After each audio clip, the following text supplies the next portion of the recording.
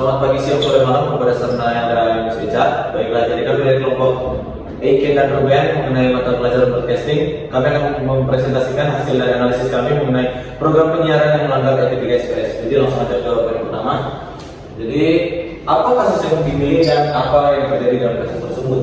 Nah, kasus yang kami pilih di sini adalah pelanggaran dalam program siaran jurnalistik Breaking News di TV One dan Metro Malam di Metro TV. Jadi sebenarnya apa yang terjadi? Pada tanggal 18 Oktober 2021, kedua program ini menayangkan berita tentang penggerebekan kantor pinjaman ilegal yang dimana di dalam penggerebekan tersebut terdapat tayangan yang sebenarnya tidak harusnya ditayangkan dan terdapat visual gambar ketelanjangan yang muncul di layar monitor mereka. Dan yang dimana hal ini tentu saja melanggar etika SPS karena dianggap non etis pada saat Anda menyiarkan berita itu sendiri. Gitu. Oke, setelah penjelasan dari Erik, lalu kita membahas etika SPS mana yang dilanggar. Oke, jadi seperti yang tadi sudah dijelaskan bahwa kasus penggerebekan ini terjadi pada 15 Oktober 2021 yang terjadi pada pukul 8 malam. Jadi yang tadi sudah dijelaskan kalau berita ini menampilkan gambar ketelanjangan visual dan pasal yang dilanggar itu adalah pada pasal 13 dalam etika SPS yang berbunyi lembaga penyiaran wajib menghormati hak privasi seseorang dalam memproduksi dan atau menyiarkan suatu program bisa siaran baik siaran langsung maupun siaran tidak langsung. Di dalam kasus ini sudah jelas sudah melanggar pasal 13 ini yang dimana hak privasi seseorang tersebut sudah dilanggar. Lalu pada pasal 16 yang berbunyi lembaga penyiaran wajib tunduk pada ketentuan pelarangan dan atau pembatasan program siaran bermuatan seksual. Next. Dan selanjutnya yang dilanggar adalah pada pasal 14 ayat 1 yang berbunyi lembaga penyiaran wajib memberitakan perlindungan dan pemberdayaan kepada anak dengan menyiarkan program siaran pada waktu yang tepat. Seperti yang kita sudah tahu pada contoh kasus tadi itu ditayangkan pada pukul 8 malam. Dan menurut penelitian yang dilakukan oleh EASM pada tahun 2014 dan 2021, rata-rata anak jam tidurnya itu adalah pada jam 9 sehingga sudah jelas di sini bahwa pasal 14 dalam etika SPS itu sudah dilanggar oleh penyiaran TV tersebut.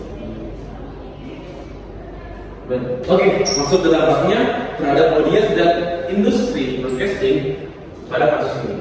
Pertama, saya akan membahas tentang dampak terhadap audiens. Pertama adalah penyebaran informasi yang tidak etis. Konten yang melanggar etika broadcasting dapat membuat audiens keliru dan dapat menyebabkan miskomunikasi atau misinfo dan membuat pandangan audiens menjadi keliru dan kabur. Untuk kedua adalah kekhawatiran publik. Penyajian berita yang sensasional dan tidak pantas dapat menimbulkan suatu ketidaknyamanan dan kekhawatiran yang timbul di masyarakat publik.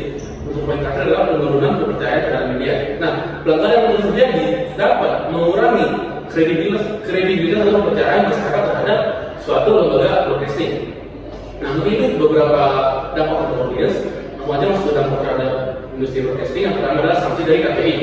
Dapat mendapatkan sanksi tertulis karena menayangkan sesuatu yang tidak etis, yaitu ketelanjangan tadi, dan merusak reputasi dari suatu stasiun TV itu.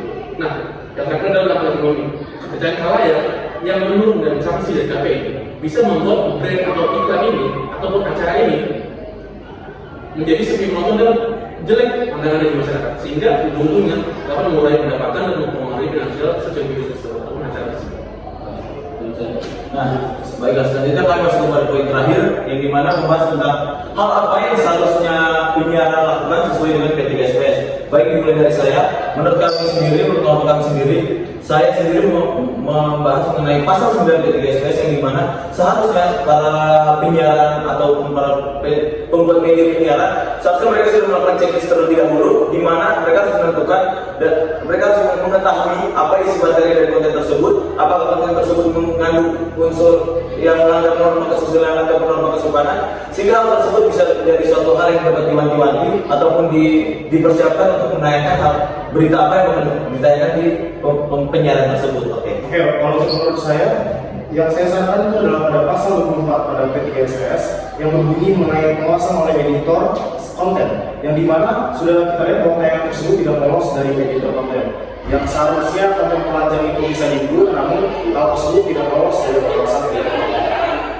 Oke, pasal ketiga, pasal 1 penghinaan usulan tidak etis. Jadi kalau bersifat sensitif tidak pantas, seperti pandangan tadi dalam kasus tadi, harus kemudian disuntik ataupun disamarkan ataupun dikabulkan. Dalam hal ini penting untuk menjaga kanan sesuai dengan pasal tersebut yang melarang penyiaran visual secara DVS.